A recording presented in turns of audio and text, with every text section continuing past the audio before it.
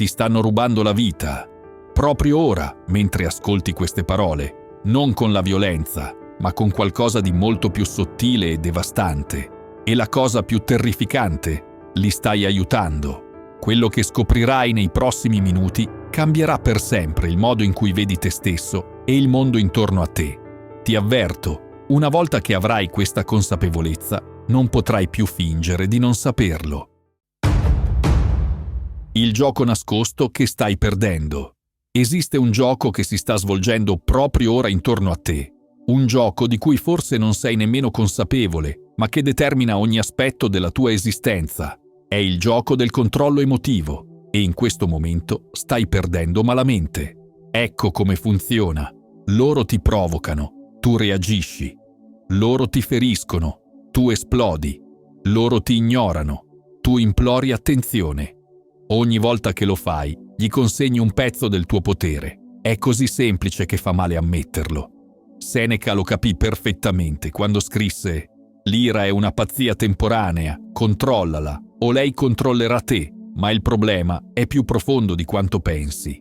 Non si tratta solo di rabbia, si tratta di ogni singola emozione che provi e che diventa un filo con cui altri possono manovrarti come una marionetta. Pensa all'ultima volta che qualcuno ti ha fatto arrabbiare. Ricordi quella sensazione di calore che ti saliva dal petto? Quel momento in cui il sangue ti bolliva nelle vene? Ecco, in quel preciso istante hai perso, non perché hai provato rabbia, quella è umana, ma perché hai lasciato che quella rabbia guidasse le tue azioni. Ma c'è qualcosa che devi sapere, qualcosa che cambierà la tua prospettiva per sempre. Le persone più pericolose non sono quelle che urlano di più, sono quelle silenziose, quelle che osservano il caos senza parteciparvi. Sono quelle che hanno imparato il segreto che sto per rivelarti. Il segreto è questo.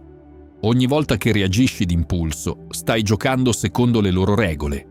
Ogni volta che lasci che le loro parole determinino il tuo umore, stai vivendo la loro vita, non la tua.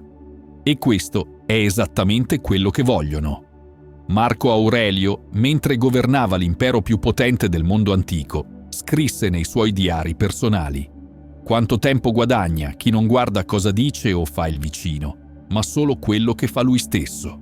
Era un imperatore, eppure aveva capito che la vera battaglia si combatte dentro di noi. Ma aspetta, perché quello che sto per dirti cambierà completamente il modo in cui vedi le relazioni umane. C'è una categoria di persone che studiano le tue reazioni come uno scienziato studia i topi di laboratorio. Sanno esattamente quale tasto premere per farti esplodere, quale parola sussurrare per farti crollare, quale sguardo lanciare per farti sentire inadeguato. E tu, inconsapevolmente, li hai addestrati.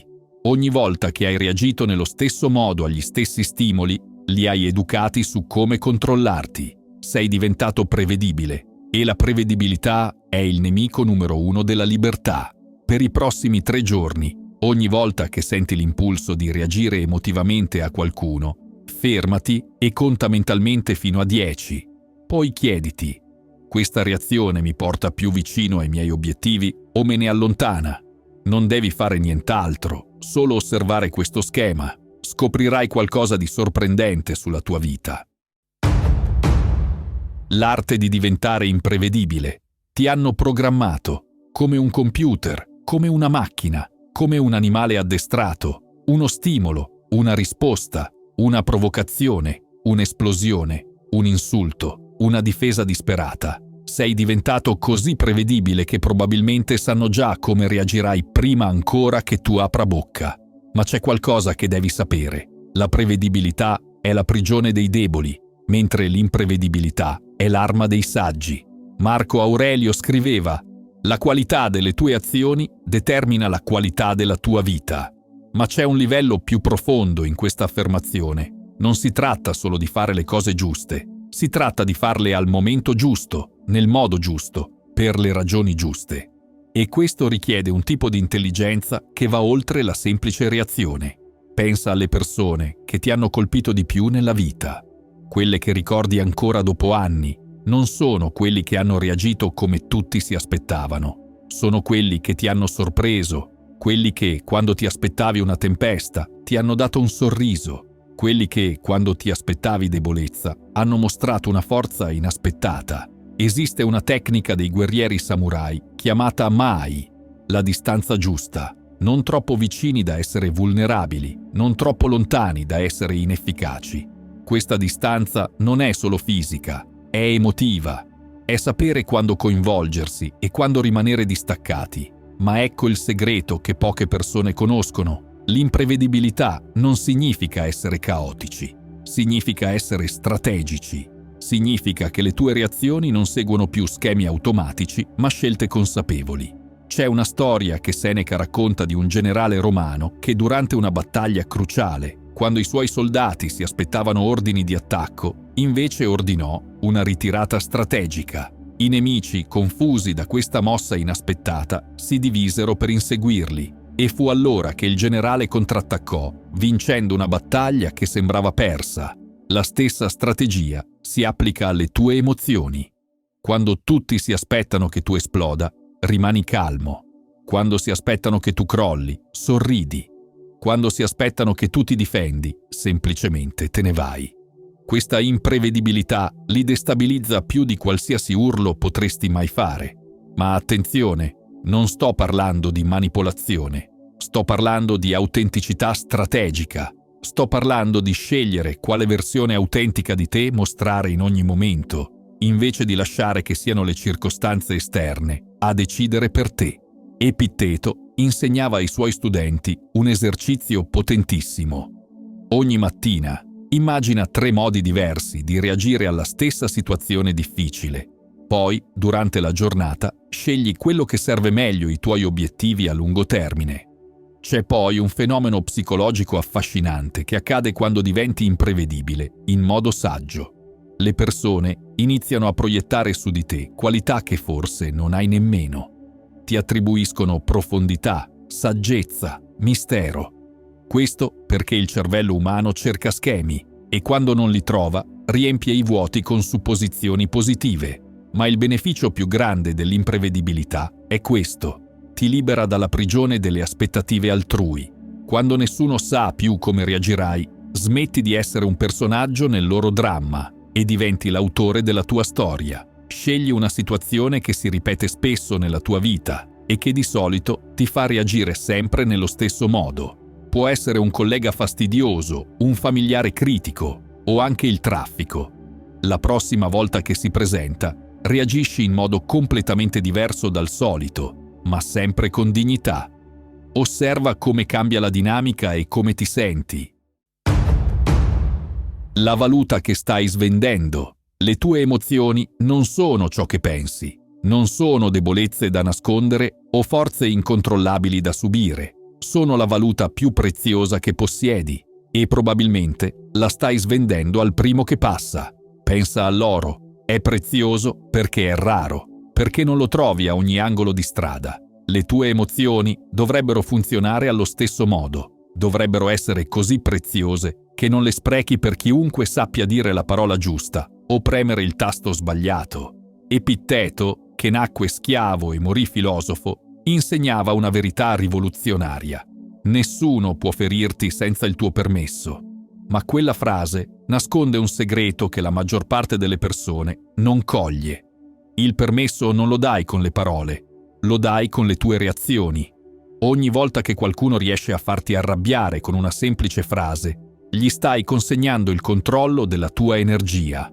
Ogni volta che permetti al giudizio di uno sconosciuto di rovinarti la giornata, stai pagando con la tua pace per la loro ignoranza. Ma ecco la parte che nessuno ti ha mai spiegato. Esiste una gerarchia emotiva che quasi nessuno conosce.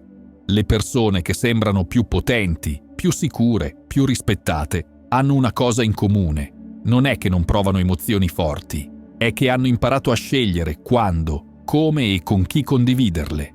Osserva le persone che ammiri davvero, quelle che consideri leader naturali.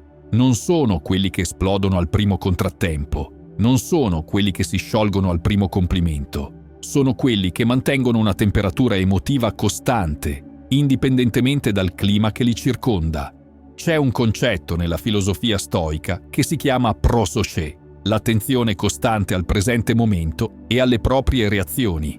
Marco Aurelio la praticava ogni mattina e ogni sera, esaminando le sue emozioni come un medico esamina i sintomi di un paziente. Ma qui c'è un'altra verità che ti sconvolgerà. La maggior parte delle persone che cercano di manipolare le tue emozioni sono esse stesse schiave delle proprie. Stanno proiettando su di te il loro caos interiore, sperando che tu diventi altrettanto instabile. È come se qualcuno che sta annegando cercasse di trascinare te sott'acqua con lui. E c'è di più.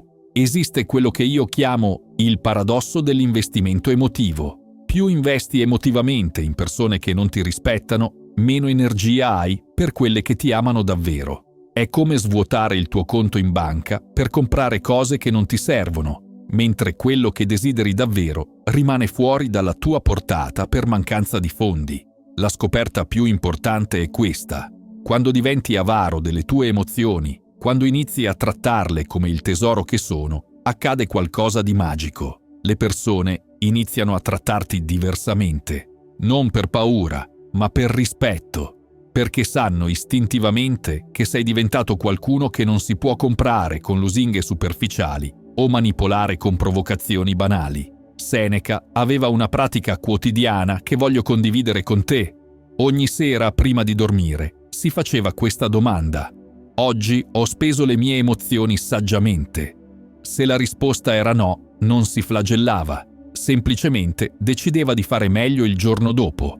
Crea un budget emotivo settimanale. Scrivi su un foglio 3 categorie: persone che meritano la mia energia emotiva, situazioni che valgono la mia reazione e momenti in cui ho sprecato emozioni. Ogni sera, per una settimana, riempi questi elenchi. Vedrai emergere degli schemi che ti sorprenderanno. La fortezza interiore che nessuno può espugnare. La pace non è quello che pensi, non è l'assenza di problemi, non è la mancanza di conflitti, non è vivere in una bolla protetta dal mondo. La pace vera è qualcosa di molto più potente e rivoluzionario. È la capacità di rimanere concentrato mentre tutto intorno a te va a fuoco. Seneca lo comprese quando scrisse: «Il saggio trova la pace non evitando la tempesta, ma imparando a danzare sotto la pioggia». Ma c'è un segreto più profondo nascosto in queste parole, un segreto che cambierà il modo in cui affronti ogni situazione difficile della tua vita. In situazioni avverse, e ne incontrerai molte, tutti si aspettano che tu perda la testa.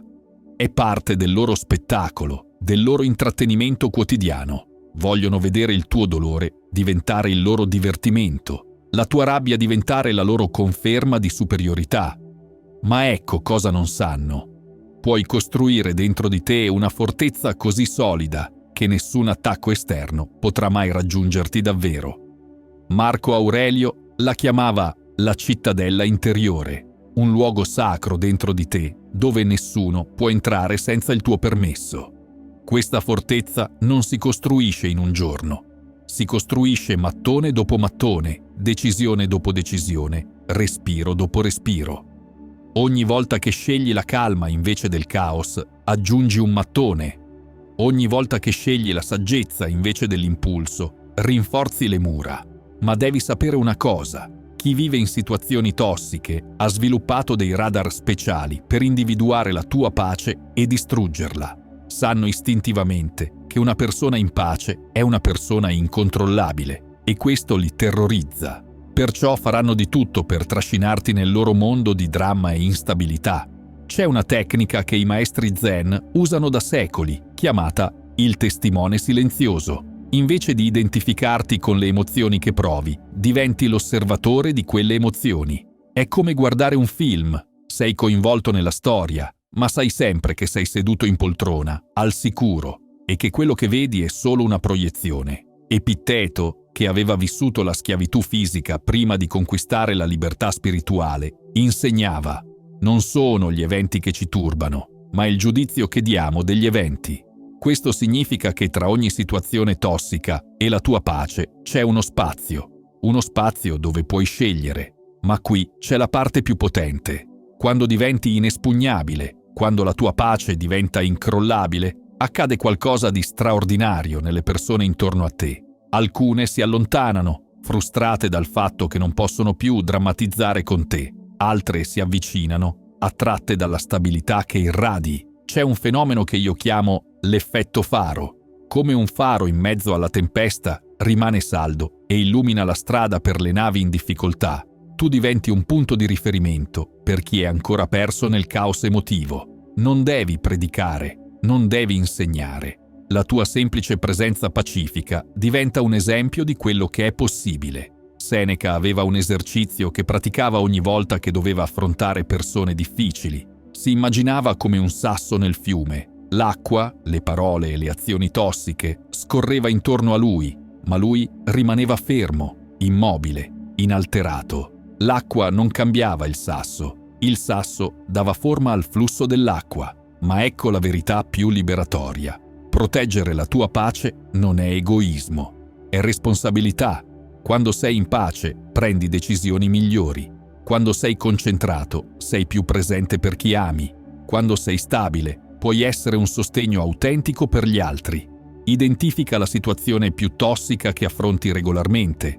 Prima di entrare in quella situazione, prenditi 2 minuti per visualizzare una luce dorata che ti circonda come uno scudo protettivo. Immagina che ogni parola o azione negativa rimbalzi su questo scudo senza toccarti. Pratica questa visualizzazione per una settimana e osserva come cambia la tua esperienza. Il comando supremo di se stessi. C'è una differenza abissale tra chi ha imparato l'autocontrollo e chi crede di averlo imparato. Il primo vive in libertà, il secondo vive nell'illusione. E questa differenza determina tutto.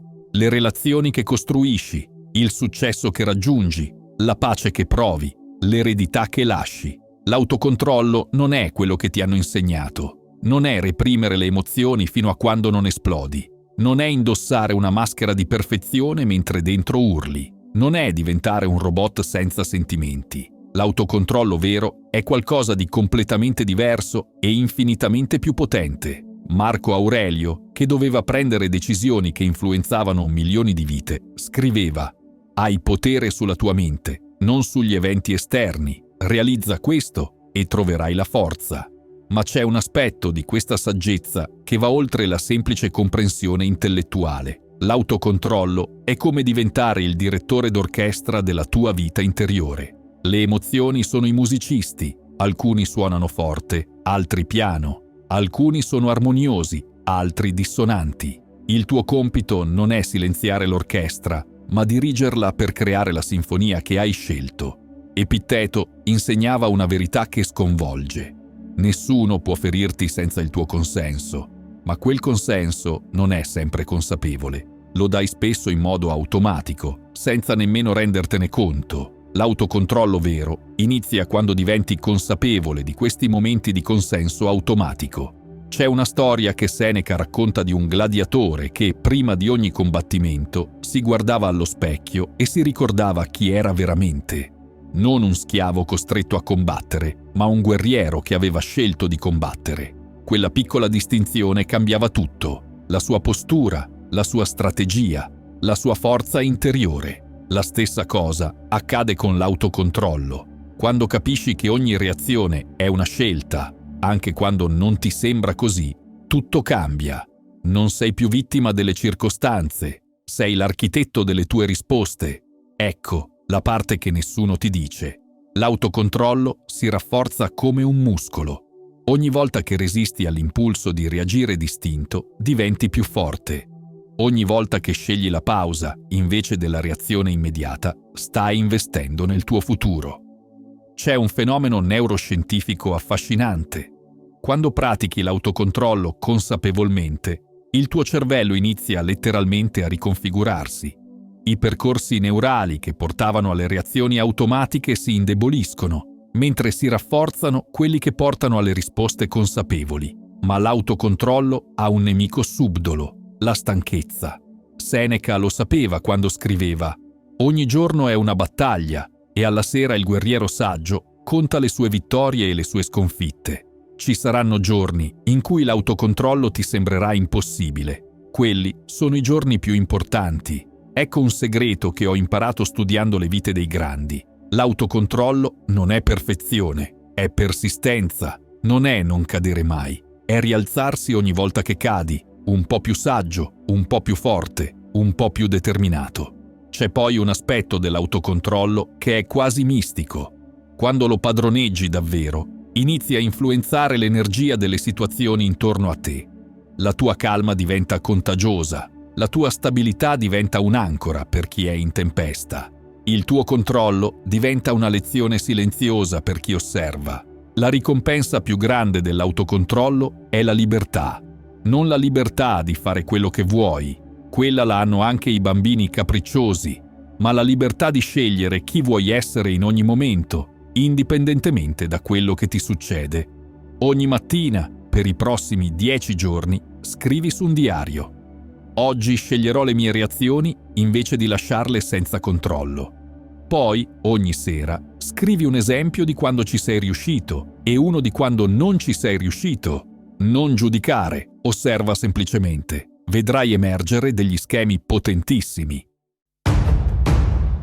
L'arte di rimanere integri quando tutto crolla. Esiste un tipo di forza che il mondo non comprende. Non è la forza che urla, non è quella che combatte, non è quella che distrugge. È la forza silenziosa di chi rimane integro quando tutto intorno crolla, di chi mantiene la propria forma quando tutto il resto si disintegra. C'è una categoria di persone che ha un obiettivo specifico nella tua vita: vederti spezzato. Non perché ti odiano necessariamente, ma perché la tua integrità li confronta con la loro frammentazione.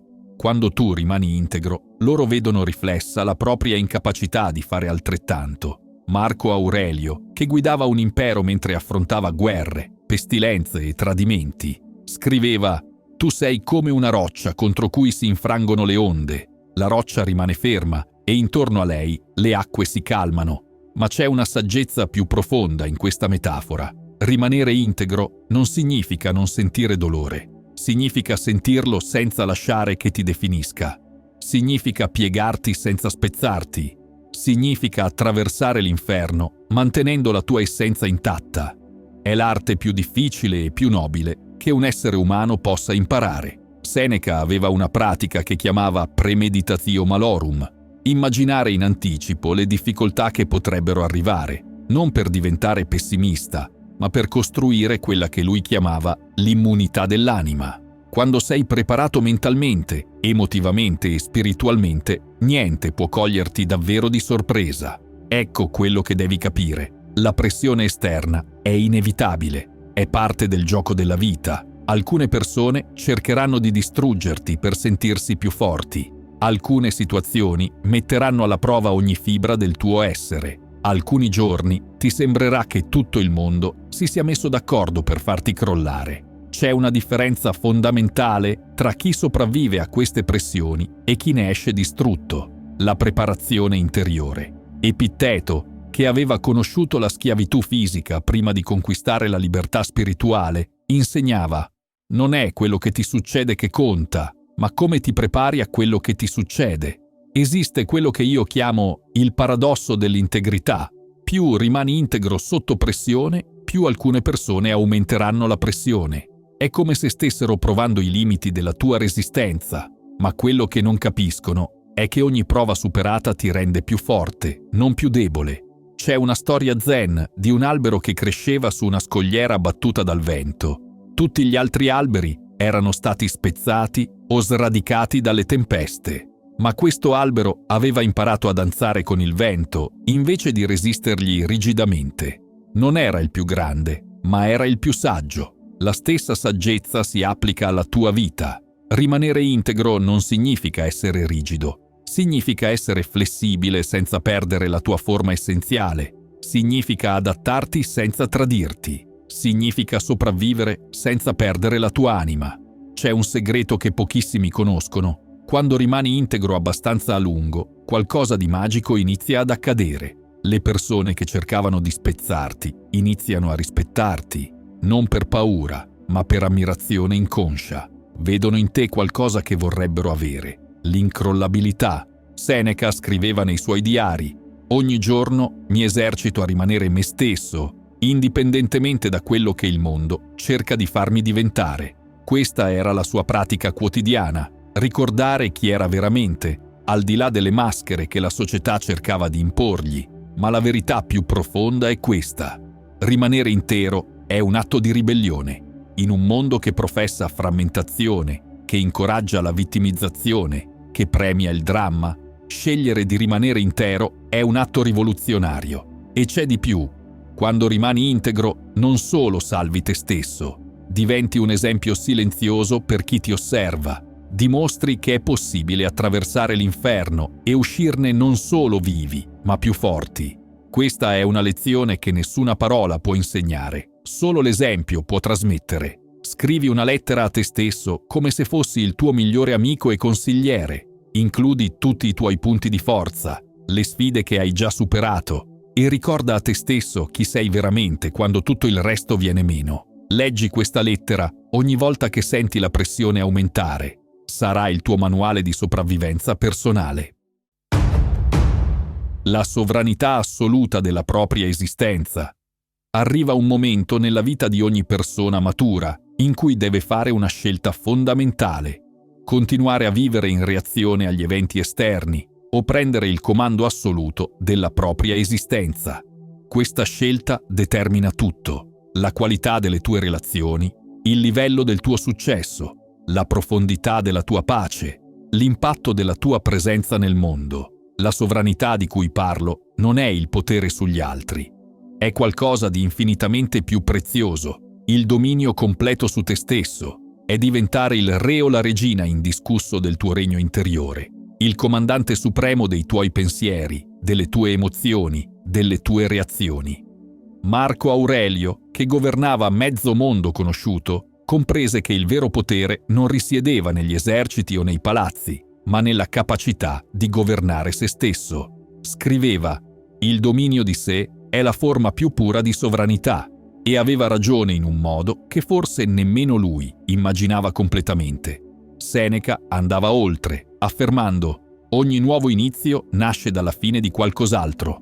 Oggi finisce la versione di te che reagiva automaticamente a ogni stimolo esterno. Oggi nasce la versione che risponde solo quando ha senso, che si alza solo per cause degne, che investe energia solo in battaglie che possono essere vinte e meritano di essere combattute. Ecco la parte che cambierà tutto il tuo modo di vedere la vita. Guidare la tua esistenza significa rendersi conto che ogni momento è una scelta. Ogni emozione che provi, ogni parola che dici, ogni azione che compi, tutto nasce da una decisione, consapevole o inconsapevole. C'è una differenza abissale tra chi vive e chi esiste. Chi esiste si lascia trasportare dagli eventi come una foglia nel vento. Chi vive sceglie la direzione, anche quando il vento soffia contro. La differenza non è nelle circostanze esterne. Quelle sono spesso simili per tutti. La differenza è nella sovranità interiore.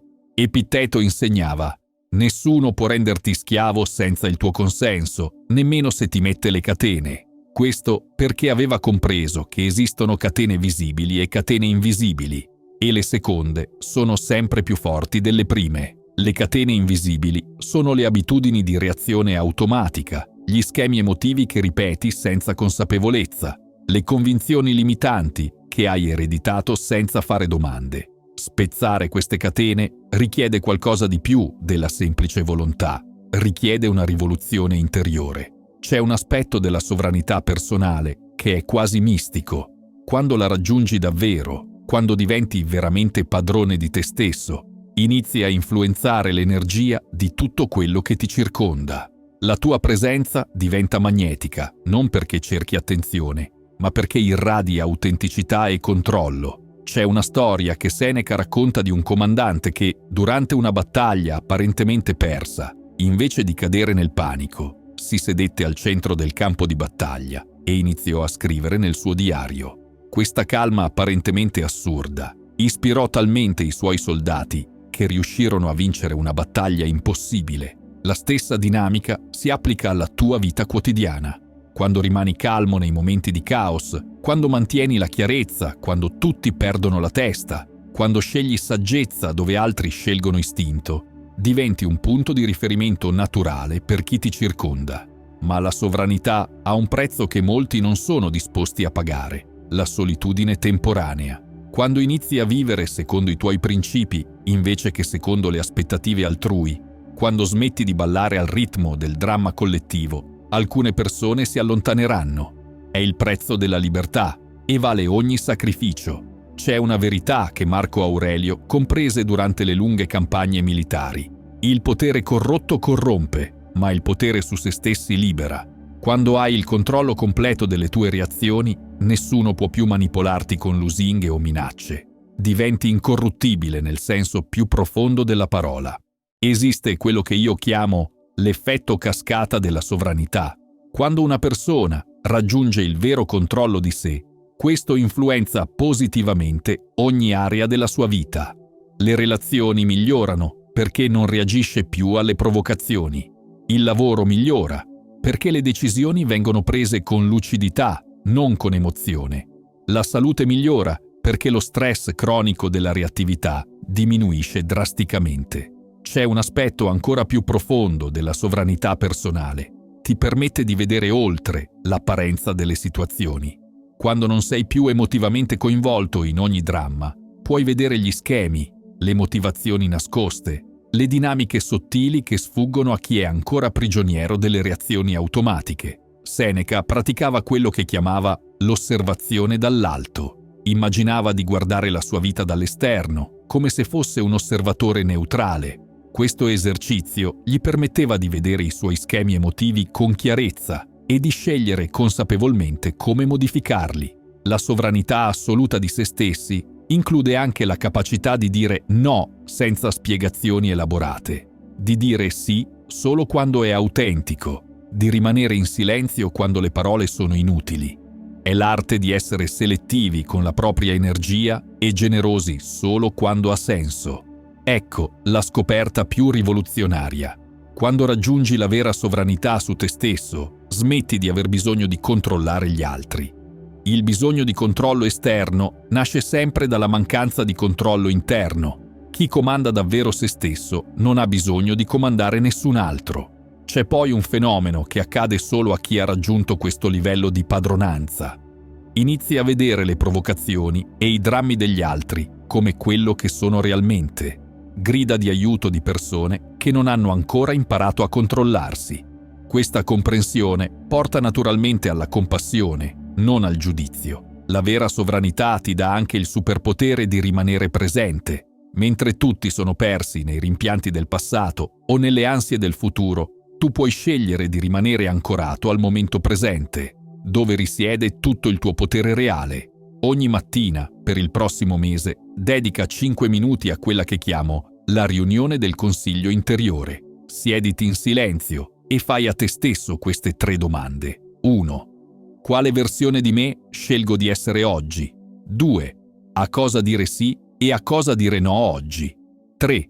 Come voglio che questa giornata rifletta i miei valori più profondi? Poi scrivi le risposte e vivi in base a quelle decisioni consapevoli. Se hai trovato valore in queste parole, ti piacerà uno di questi video.